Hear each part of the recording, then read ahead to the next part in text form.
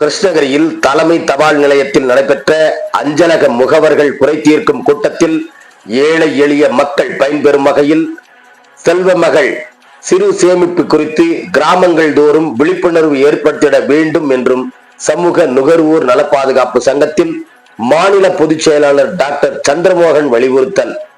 கிருஷ்ணகிரி தலைமை தபால் நிலையத்தில் அஞ்சலக முகவர்கள் மற்றும் நுகர்வோர் காலாண்டு கூட்டம் அஞ்சலக கண்காணிப்பாளர் பார்த்திபன் அவர்களின் உத்தரவின் பெயரில் நடத்தப்பட்ட இந்த கூட்டத்திற்கு தலைமை தபால் நிலை அதிகாரி புவனேஸ்வரன் தலைமை தாங்கினார்.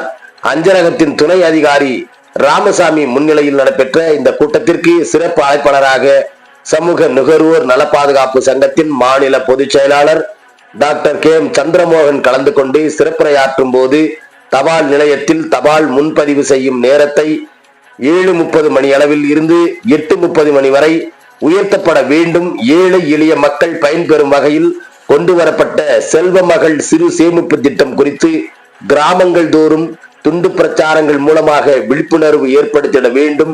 தபால் நிலையத்தில் டெபாசிட் செய்ய அஞ்சலக முகவர்கள் கொண்டு வரும் பணத்தினை திருப்பி அனுப்பாமல் உடனடியாக டெபாசிட் செய்ய வேண்டும்.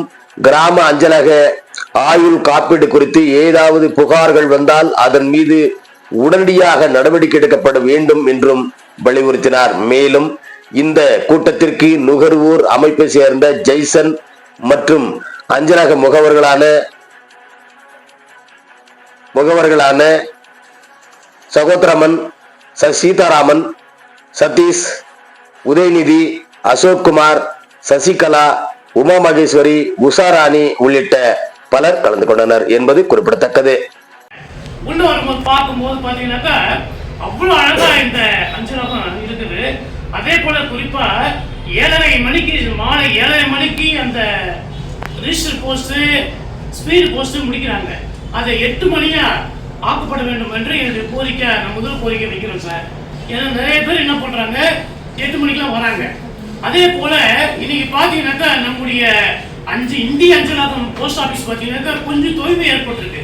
தனியார் கூரியர்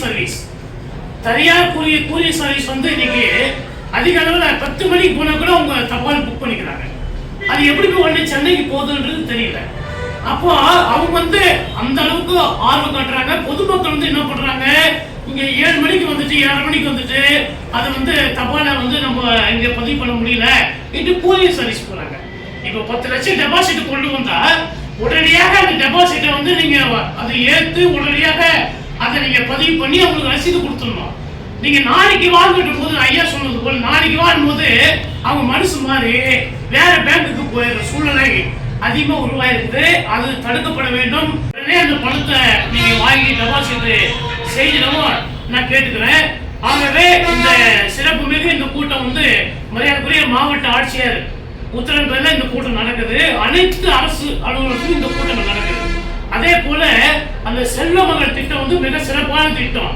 அந்த திட்டத்தை நம்முடைய நீங்க எல்லாம் வந்திருக்கீங்க ஏஜென்ட், நாம எல்லாமே சேர்ந்து ஐயா வந்து தொடங்கி வைக்கிற மாதிரி ஒரு கிராமத்தை நம்ம தத்தெடுத்து அந்த கிராமத்துல ஃபர்ஸ்ட் ஆரம்பித்து நம்ம எல்லா மாவட்டம் முழுக்க நம்ம எல்லா கிராமத்துக்கு சென்று தங்கமல் திட்டத்துல இந்த சேமிப்பு திட்டம் இருக்குது. நீங்க 500 ரூபாய் கட்டலாம், 1000 ரூபாய் கட்டலாம்.